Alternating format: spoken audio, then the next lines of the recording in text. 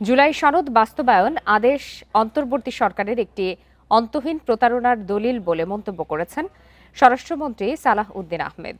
মঙ্গলবার জাতীয় সংসদের মুলতবি অধিবেশনে স্বরাষ্ট্রমন্ত্রী এই মন্তব্য করেন। এ সময় বিএনপি সংস্কার চায় না বলে বিভ্রান্তি ছড়ানো হচ্ছে বলেও অভিযোগ করেন তিনি।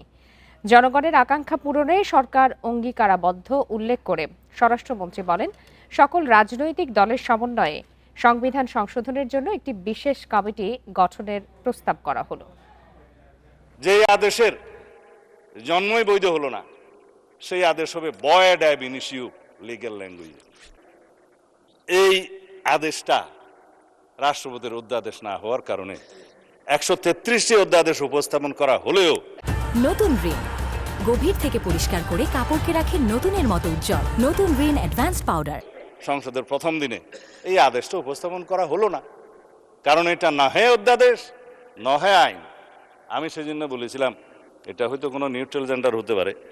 এনিওয়ে, এই আদেশটি অন্তর্বর্তীকালীন সরকারের অন্তহীন একটি প্রতারণার দলিল।